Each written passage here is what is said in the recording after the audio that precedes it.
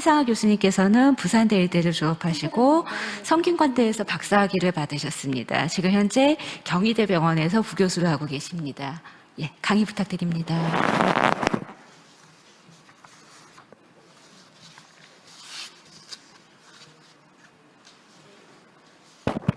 예, 소개 감사드립니다. 빨리 진행해서 시간을 맞추도록 하겠습니다. 저는 유방암 가족력이 어떤 의미를 가지는지 말씀드리려고 합니다. 이해를 돕기 위해서 영문과 한글을 가급적 변기하려고 했는데 양해를 부탁드리겠습니다. 내가 유방암에 걸렸는데 내 딸은 건강할 것인가? 내 딸이 유방암에 걸릴 확률은 얼마나 될까? 자녀가 질병으로부터 안전할지에 대해서 많은 유방암 환자분들이 걱정을 하시죠. 근데 간단하게 답을 먼저 드리자면, 어머니가 유방암 환자라면 아직 그 병에 걸린 적 없는 그 건강한 딸이 유방암에 걸릴 확률은 확실히 높아지고요.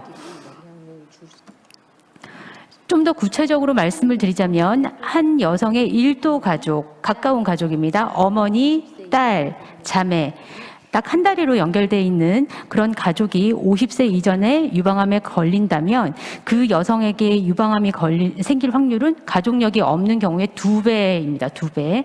딱 2배가 되는데, 그래서 이제 앞의 문장에서도 무엇이 중요한지를 캐치를 하셨을 거예요. 유방암에 걸린 가족의 숫자, 그 다음에 그 사람이 유방암에 진단된 연령, 몇 살에 진단됐느냐가 중요하고, 요거에 따라서 위험이 달라집니다. 조금 자세히 이제 살펴보기 위해서 먼저 1도 가족, 2도 가족, 3도 가족의 개념을 말씀을 드리면, 1도는 부모, 형제, 자매, 자녀. 그래서 어머니, 자매, 딸이 중요하겠죠. 그래서 2도 가족은 조부모, 이모, 고모, 삼촌, 조카, 3도는 증조부모, 사촌이 되고, 1도 가족이 한 명이 유방암이면 이게 2명이 되면 36%. 유방암 위험도는 24%인데 2명이 되면 36%로 확 올라가죠. 그다음에 2도 가족이 한 명이면 1도 가족보다는 좀 떨어집니다. 22%. 3도 가족이 한 명일 때는 더 떨어져서 16%. 외국에서 연구를 진행을 했는데, 유방암에 걸린 1도 가족이 한 명이냐 2명이냐 3명이냐에 따라서 유방암 위험이 얼마나 올라가나 봤더니, 한 명도 없었을 때는 1인데 한 명이 되면 1.8, 2명이 되면 2.93, 3명이 되면 3.9, 거의 4배 가까이 위험이 상승하는 것으로 보고가 되었습니다. 같은 연구고요. 그런데 나이가 중요하다고 아까 말씀을 드렸는데, 가족이 유방암에 진단된 나이가 30대, 40대, 50대, 60대, 나이가 많아질수록 위험도는 점점 낮아지는 걸 볼 수가 있고, 내 나이도 중요합니다. 내가 30대, 40대, 50대, 60대 나이가 많아질수록 점점 위험은 떨어집니다. 무슨 얘기냐면, 젊은 사람이 유방암에 걸린 게 위험하다는 거죠. 젊은 사람이 유방암에 걸리면 그 가족들도 같이 위험할 확률이 있다. 2명일 때 얘기인데 비슷합니다. 2명의 1도 가족이 유방암에 걸렸는데 내가 50세 이전인 경우와 50세 이후인 경우를 계산을 해보니까, 그 중에 한 명이라도 40세 이전에 걸렸다 하면 무려 14배, 13.5배. 그중 2명 다 40세 이후라면 7.8배. 근데 내가 50대 이후라면 3.9, 2.6 뚝뚝 떨어집니다. 그래서 젊은 나이 유방암 가족력이 중요하다라고 말씀을 드릴 수 있겠고요. 그러면 꼭 이제 가족의 숫자와 나이 외에도 영향을 주는 건 우리 너무 잘 알고 있는 거예요. 아이를 많이 낳으면 좀 내려가고, 토산을 어린 나이에, 젊은 나이에 했다. 그러면 좀 내려가고, 폐경이 좀 젊은 나이에 됐다. 아주 젊은 나이에 폐경이 된 경우에 아주 내려갑니다. 경구 피임제를 먹으면 조금 올라갈 수도 있고, 폐경 후에 호르몬 대체요법 하면 약간 1.2배 정도 올라갈 수 있습니다. 그래서 가족력과 병행해서 이런 우리 그 호르몬에 노출된 기간이 유방암 환자한테는 중요하겠습니다. 아직까지 유방암에 걸리지 않는 20살 딸이 있는 분의 경우, 이제 이건 미국 기준이고요. 미국 기준, 이 사람이 80세까지 유방암에 걸릴 가능성을 계산을 했습니다. 친척이 한 명도 유방암에 걸리지 않았을 때 8%, 평균이죠, 평균. 한 명이라도 걸리면 13.3%, 2명의 가족력이 있으면 20%. 이 20%가 중요합니다. 왜냐하면 20%를 기준으로 요거보다 위험이 높으면 특별한 관리가 필요하기 때문이고요. 이건 유방암이 발생할 확률이고, 유방암으로 사망할 확률, 아직 병에 걸리지 않은 20대 여성이 가족력에 따라서 유방암으로 사망할 확률이 2%, 4%, 7% 이렇게 올라가게 됩니다. 왜 이제 가족력하고 젊은 유방암 하면서 제가 이제 유전성 유방암 얘기를 이제부터 하려고 하는데, 유전성 유방암은 어떤 암인가 잘 알고 계시는 안젤리나 졸리 얘기를 지금부터 해보겠습니다. 졸리는 30대 초반이었는데 2013년에 내가 의학적인 이러이러한 선택을 했다 하고 타임즈에 기고를 했습니다. 졸리는 이제 아주 잘생긴 남편하고 결혼했다 나중에 결국 이혼을 하긴 했죠. 그리고 자녀가 6명이에요. 입양한 아이가 있고 자기가 낳은 자녀가 있고. 졸리 어머니인데 56세에 난소암으로 사망을 하고 그 전에 유방암도 겪었습니다. 이모거든요. 이모는 61세에 유방암으로 사망을 했습니다. 졸리는 그 나이까지 아직 유방암이나 난소암에 걸리지 않았어요. 그렇지만 가족들하고 얘기를 하면서 자기 어머니가 이제 첫 손주밖에 보지 못했대요. 나머지 아이들은 외할머니를 만나보지 못한 상태로 세상을 떠났는데 계속 엄마에 대해서 얘기를 하다 보니까 내가 이 어려움을 좀 적극적으로 뚫고 나가고 싶다는 생각을 하게 된 거죠. 그래서 의사를 만났는데 이렇게 이건 졸리 가계도는 아니에요. 그런데 유사한 BRCA1 돌연변이를 가진 사람의 가계도인데 유방암과 난소암이 여러 가족들한테서 병발을 하고 있고 걸린 나이도 보면 30살도 있고 50살도 있고 30살도 있고 이렇게 좀 젊은 사람들이 많습니다. 그래서 이제 졸리의 경우를 보니까 BRCA1 유전자의 돌연변이가 있었다. 그런데 산출을 해보니까 유방암 위험이 87%, 난소암 위험이 50%라고 하니 나는 뭔가 좀 더 적극적인 대처를 하고 싶었다. 그래서 암에 걸리지 않았는데 양쪽 유방을 예방적 절제를 했고 나중에 지금은 유방암 위험이 더 높으니 지금은 유방을 절제했고 나중에 난소난관 절제술을 할 것이다 하면서 많은 사람들이 용기를 내서 유전자 검사를 받고 그런 결과에 따라서 강력한 예방적 선택을 할 수 있다는 걸 알았으면 한다 하고 이제 다 오픈을 한 거예요. 사실은 엄청난 용기죠. 자기의 이런 모든 얘기를 타임즈에다가 기고를 하게 되는 그런 겁니다. 그래서 이제 졸리를 배경으로 해서 그렇게 많은 가족력이 있는 경우에 우리의 위험을 적극적으로 알아보기 위해서 어떤 인자가 중요한지를 살펴보겠습니다. 많은 인자들이 영향을 주죠. 아침에도 언급이 됐고 계속 에스트로겐, 연령, 방사선, 라이프스타일, 환경적 요인이 나옵니다. 가장 강력한 것은 유전적 요인입니다. 그래서 유전자 이상이 밝혀지는 유전성 유방암은 전체 유방암의 5에서 10%밖에 되지 않아요.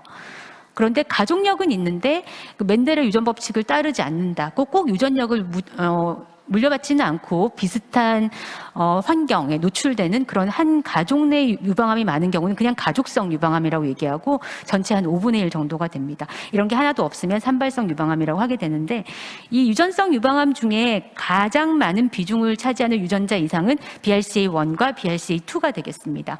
그 외에 TP53, 책2 이런 작은 것들이 있는데 이런 것들은 거의 1% 미만이어가지고 흔하게 보기는 어렵습니다. 그리고 각각의 그 집안마다 특징이 있고 그런데 절반은 아직은 모르는 상태고요. 그래서 이 유전자들을 가지고 얼마나 흔하게 발견되느냐, 얼마나 병에 걸릴 위험이 높으냐를 가지고 배치를 쭉 해봤거든요. 한 30%에서 발견되는 이 흔한 유전적 변이들. 그런데 병에 걸렸다고 할 때 암이 생길 확률은 1.5배 미만이에요. 그렇게 강력하지 않습니다. 이 사람들은 보통의 유방암 검진을 하시면 되고요.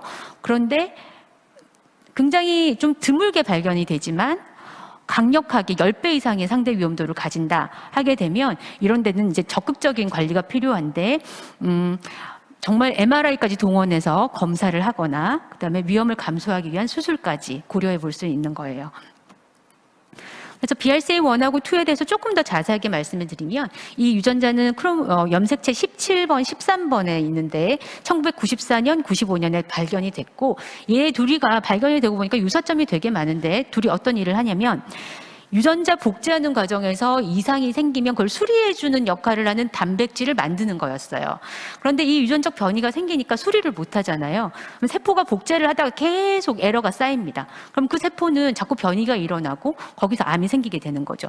그래서 DNA를 복제하는 과정에서 수리를 해주는 역할을 못해서 암이 생긴다는 것을 이해하시면 되겠고 특히 이 유전자는 염색체 17번, 13번은 그냥 상염색체예요. 여성인지 남성인지를 구분하는 성염색체가 아니라 사람이라면 누구나 가지고 있는 염색체이기 때문에 아버지나 아들을 통해서도 유전이 될 수가 있고, 특히 이 아빠도 이제 부모로부터 물려받았겠죠. 물려받아서 이상 있는 유전자를 가지고 있다면 그 자녀가 이 두 개 중에 하나는 무조건 물려받게 돼 있습니다. 엄마한테서 하나, 아빠한테서 하나 받기 때문에 자녀가 물려받을 확률은 각각 얘도 50%, 얘도 50%, 50%, 50%가 물려받게 되죠. 그래서 부모가 유전적 이상이 밝혀졌다면 그 자녀는 반드시 테스트를 받아야 됩니다. 왜 젊은 나이에 생기는지 설명을 해드릴게요. 일반적으로는 보통 암은 두 개의 유전자가 다 손상을 받아야지 암이 생기니까 시간이 오래 걸립니다. 근데 이미 타고나기를 하나가 손상돼 있으니까 사춘기가 돼서 에스트로겐이 막 나오고 유방 조직이 막 이렇게 활발하게 움직이게 되면 그때 변이가 한 번 더 딱 오면 암이 쉽게 생기는 거죠. 그래서 20대, 30대, 40대 이전에도 암이 많이 생기는 거고, 그래서 보통은 50대 이후, 또 미국 같은 경우는 70대에 가장 많이 생기는 유방암이 젊은 나이에 생긴 사람이 우리 집안에 있다 하면 유전성 유방암에 대해서 의심을 해봐야 되는 거죠. 그래서 유전성 유방암 BRCA 돌연변이를 가진 사람들을 모아서 몇 살에 진단됐는지를 가지고 쭉 그래프를 그렸는데 40세를 딱 기준으로 봤더니 BRCA1 돌연변이 보유자는 30%가 암에 걸려 있고 2는 한 10% 정도가 암에 걸려 있었어요. 그런데 BRCA1 돌연변이는 50세 이전에 이렇게 암 발생률이 높아지다가 뒤로 가면 점점 둔화가 되고요. BRCA2 같은 경우는 좀 이렇게 지나가다가 계속 나중에 50세 이후에 계속 올라갑니다. 결국에는 80세에 둘 다 70%라는 확률에 도달을 하게 되는데, 왜 중요하죠, 이게? 원이냐 투이냐에 따라서 환자에 대해서 네가 무슨 암 위험이 더 높은지를 얘기해 줄 수가 있거든요. 그래서 요거에 따라서 졸리가 자기가 그 나이 때는 유방암 위험이 높다고 생각을 해서 그래서 유방을 먼저 수술을 받은 거예요. 난소암에 대해서 보면 이 BRCA 돌연변이는 난소암 위험도 높이는데 BRCA1 보인자는 30대부터 난소암이 생기기 시작하는데 2는 그거보다 한 10년 지나야지 올라가기 시작합니다. 그래서 난소 난관 절제수는 2 같은 경우는 훨씬 늦은 나이까지 미뤄줄 수가 있습니다. 사실 30, 40대면 아직까지 아기를 다 출산을 못한 사람도 있을 수 있고, 그래서 난소 난관을 무조건 절제하는 건 좀 문제가 있을 수도 있어서 이런 개인의 인생까지 고려해서 생각을 해야 되고, 특별히 이미 유방암을 한 번 겪었던 분들의 경우 이 유전자 변이를 보유하고 있다면 나중에 20년 뒤에 유방암이 한 번 더 생긴 사람은 한 40%까지 되더라. 그래서 반대편 유방암에 대한 감시가 매우 중요합니다. 그래서 한국에서는 어떨까 해서 한국인 유전성 유방암 연구가 2007년부터 시행이 됐었는데 우리나라의 대부분의 대학병원이 참여를 해가지고 연구를 시행을 했고, 살펴봤더니 가족력이 있는 유방암 환자에게서 이 BRCA 돌연변이가 있는지 없는지 알아봤거든요. 내가 유방암인데 우리 엄마가 내지는 언니가 유방암을 벌써 한번 알았어요. 이런 분들을 조사를 쭉 했더니 거의 한 25%, 4명 중에 1명 정도는 돌연변이가 있었어요. 이거는 서구의 데이터하고 거의 유사한 겁니다. 그래서 그 서구 데이터하고 비슷하게 우리가 위험성이라든가 존재를 알 수가 있는 거죠. 근데 이제 또 재밌는 거는 나이가 중요하다 그랬는데 내가 진단받은 나이가 어릴수록 퍼센티지는 점점 높아지는 걸 알 수 있습니다. 그래서 여기 역시 젊은 연령에 가족력이 있는 유방암에 대해서는 이 유전성 유방암을 생각해야겠다. 그리고 젊은 가족력이 없는 경우에도 돌연변이를 보유한 경우가 있는데, 그런 경우는 젊은 유방암, 또 양측성 유방암, 그다음에 한 사람이 유방암하고 난소암하고 동시에 앓은 경우, 그리고 남성 유방암도 연관성이 있는 걸로 밝혀져서 이 연구가 우리한테 어떤 영향을 주게 됐냐면, BRCA 테스트가 사실 굉장히 비싸요. 유전자 하나 검사하는데 80만 원이 넘습니다. 근데 그거를 산정특례 5% 적용을 받을 수 있게 보험 기준이 만들어졌고, 앞에서 말씀드렸던 그런 요건들에 의해서 유전자 검사를 할 수 있게 되었습니다. 유전자 변이를 보유할 확률이 10%가 넘는다 생각이 되면 유전 상담을 하도록 하고 있고, 평생 유방암 위험이 20%가 넘는다고 하면 위험 감소 조치를 하도록 얘기하고 있습니다. 그럼 20%가 넘는 경우가 어떤 경우인가? BRCA1, 2 돌연변이를 보유한 경우 아까 70% 정도 된다고 말씀을 드렸어요. 굉장히 높고 다른 유전자 변이들도 있어요. 얘네들이 전부 다 사실은 서로 협업을 해서 유전자 DNA 수리를 하는 그 과정에 다 참여를 하거든요. 그 과정에 문제가 생기면 유전성 유방암을 쉽게 일으킬 수가 있는 거죠. 그런데 유전자 변이가 없는데 아니면 밝혀지지 않았는데 아니면 아직은 모르는데 유방암이나 난소암 가족력이 굉장히 강하게 있다. 이런 사람도 20%가 넘는다고 돼 있거든요. 그래서 이런 분들은 변이가 있는 사람하고 유사하게 관리를 해야 됩니다. 관리에 대해서 말씀을 드릴게요. 가족력이 매우 강한 사람, BRCA 유전자를 보유한 사람들 어떻게 관리를 해야 되냐? 제일 센 게 BRCA 돌연변이니까 요걸 기준으로 강약을 조절해서 결정을 합니다. BRCA 보인자들은 일단은 생활 습관을 개선해야 되고 앞에서 여러 차례 반복이 됐습니다. 몸에 좋은 거 해야 된다고.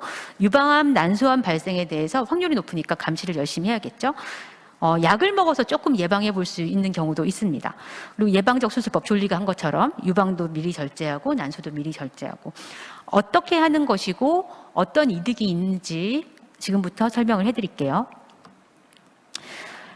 요거는 간단하게 넘어갈게요. 외인적인 추가적인 에스트로겐 노출 피하고 자녀를 많이 출산하고 모유수를 많이 하고 그리고 술을 피하고 비만을 피하고 운동 많이 하고 방사선을 피해라. 이 일반적인 유방암 위험을 낮추는 수칙하고 동일합니다.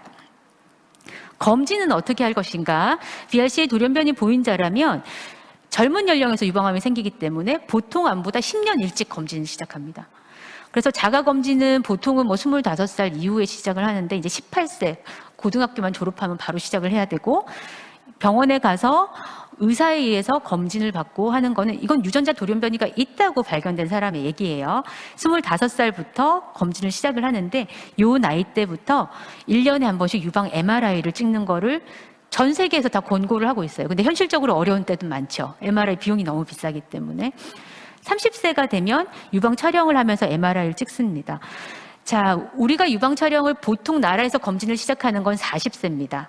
10년 일찍 시작을 하는데 왜냐하면 위험도가 일찍 이른 나이부터 발생을 하니까 그렇게 하는 거죠.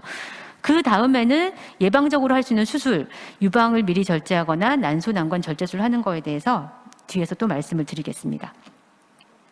요거는 한글로 좀 쉽게 가지고 왔고 난소암에 대한 검진은 30세부터 6개월 또는 매년 CA125 종양 표지자입니다. 피 검사를 하고 경질 초음파를 하는 걸 권하고 있는데 이게 효과가 별로 없어요. 난소암은 일단 진단이 되면 거의 3기, 4기 많이 진행이 돼서 진단이 되기 때문에 이 검진으로 발견할 수 있는 건 전체 50%밖에 안 된다고 하고 50%는 너무 늦은 시기에 발견이 되거든요. 그래서 젊은 나이에 난소난관 절제술을 하는 게 더 최선인데 근데 개인적인 사정으로 못할 수도 있잖아요, 수술을. 그때는 할 수 없이 이거라도 해야 된다. 그런 내용입니다. 그 외에 이제 약을 먹을 수 있는 방법, 우리가 잘 알고 있는 타목시펜 복용하면 일단 유방암에 걸릴 가능성도 낮춰주지만 이거는 유방암을 아직 진단받지 않은 사람도 먹을 수 있다는 얘기예요. 낮춰주고 일단 한번 진단된 사람의 반대편 유방암의 위험도 50% 정도로 절반으로 낮춰줍니다. 피임약을 난소암 위험을 낮추기 위해서 먹을 수 있는데 근데 요거는 좀 양날의 칼인 게 유방암 위험을 오히려 올릴 수도 있어서 조심해야 되는 부분입니다. 위험 감소 유방 절제술에 대해서 말씀을 드리겠습니다. 유방을 양쪽을 미리 피부하고 유두는 남긴 상태에서 절제를 합니다. 그러면 이제 그 미용적으로 조금 나은 결과를 얻을 수가 있는데 이렇게 하면 유방암 위험 감소가 90에서 95%, 한 5%는 그 남은 피부에서 다시 발생할 수도 있다고 돼 있습니다. 그런데 이렇게 한다고 더 오래 사는 건 아니에요. 왜냐하면 MRI라는 너무 강력한 그 검진 방법이 있어서 MRI를 해서 조기에 발견을 하면 생존 자체는 비슷하게 잘 고칠 수 있어요. 병에 걸리면. 그런데 무슨 차이가 있죠? 그 유방암으로 인한 그 치료 과정을 겪지 않아도 되는 그런 차이가 있죠. 그래서 이제 재건을 동시에 할 수 있고 일단 한 번 유방암에 걸렸는데 그 이후에 돌연변이를 하고 있다고 밝혀진 분의 경우는 반대편 유방을 절제하고 복원을 하는 것도 우리나라 보험에서 커버해주고 있습니다. 난소난관 절제술은 일단은 이제 각각 보유한 변이에 따라서 35세에서 40세 이후에 자녀를 다 출산을 했다고 생각이 되면 그때 하는데, 이렇게 하게 되면 유방암 위험 감소가, 난소암 위험 감소가 80에서 85%고, 근데 재밌는 게 난소난관 절제술을 했는데 유방암 위험이 줄어들어요. 유방암을 예방을 해주고 반대편 유방암 위험도 반으로 낮춰줍니다. 그리고 난소암을 예방을 하면, 난소암은 많이 진행이 돼서 치료가 어렵다고 했잖아요. 일단 생기면. 그래서 그거를 예방을 하기 때문에 이거는 생존에 대한 이득이 확실하게 있는 걸로 밝혀져 있습니다. 그래서 심지어는 수술도 이렇게 복강경으로 구멍 뚫어가지고 한 3, 40분 하고 다음 날이면 집에 갈 수 있는 그런 수술이어서 유전적 변이를 보유한 분한테는 이게 이득이 너무 많아서 난소난관 절제술을 적극적으로 권하는데, 얼마나 이득이 생기냐면, 유방암에 한 번도 안 걸린 사람한테 난소난관 절제술을 했더니 사망하는 사람이 6명에서 60명에서 8명으로 줄어들었는데 6%에서 2%로 감소를 해가지고 55% 사망률이 감소가 됐고, 유방암 환자 한 번 유방암은 앓은 사람한테 난소난관 절제술을 했더니 16%에서 4%가 돼가지고 사망률이 70%나 감소를 했대요. 이렇게 사망률을 많이 이제 감소시킬 수 있는 방법은 흔하지 않습니다. 그리고 예방적 유방 절제술을 할 경우에는 일단은 전절제를 하고 나면 그쪽 피부는 다 감각이 떨어져서 여러 가지 불편한 점이 생깁니다. 그리고 일반적인 수술 후에 올 수 있는 그런 합병증도 있을 수 있는데, 이분들은 이 수술을 시행하기 전에 정말 많은 논의를 하고 생존에 대한 그런 이득은 없지만 이걸 대해서 고민을 정말 많이 하고 결정을 하거든요. 그래서 여러 가지 진짜 후회하는 사람도 5% 정도는 있지만, 대부분의 분들이 유방암의 위험에 대해서 내가 이제 해방이 됐다, 어느 정도 90%, 95% 해방됐다는 거에 의해서 굉장히 만족하는 그런 답변을 주고 있습니다.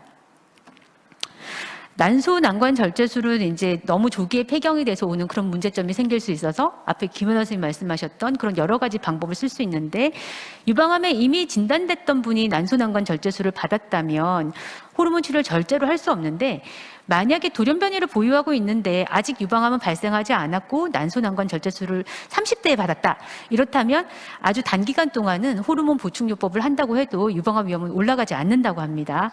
그래서 이런 것들도 약간의 대안으로 사용할 수 있는 방법이 되겠습니다.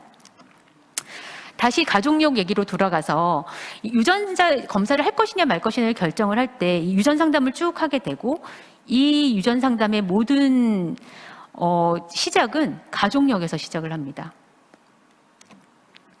가족력은 정말 자세히 알수록 좋아서 위로 3대, 아래로 3대를 포함을 해가지고 다 알아야 되는데, 이게 내가 지금 우리 가족 중에 이거 누가 무슨 병에 걸렸는지를 당장 알 수가 없거든요. 그래서 만약에 상담을 원하실 경우에는 충분히 이제 이런 것들 자세히 알아보시는 게 좋겠고, 어떤 암에 걸렸고 몇 살에 진단이 됐고 하는 것들이 중요하게 되겠고요. 제가 마지막으로 드리고 싶은 말씀은 유방암의 위험이라든가 재발의 위험이라든가 사망에 대한 위험 같은 거는 다 내가 병에 걸리고 나서 보통 알 수 있게 되거든요. 그런데 가족력은 병에 걸리기 전에 체크할 수 있는 그런 좋은 중요한 단서가 됩니다. 그래서 유방암을 한번 알았던 분들은 특히 일도 가족들, 나의 부모, 자식, 자매에게 적절한 검진에 대해서 알아볼 것, 유전성 유방암의 가능성에 대해서도 한번 같이 고민해 볼 수 있는 그런 시간을 가지시길 바라고, 개인의 그런 위험에 맞는 적절한 그런 관리를 받으시기를 부탁드립니다. 여기까지 하겠습니다.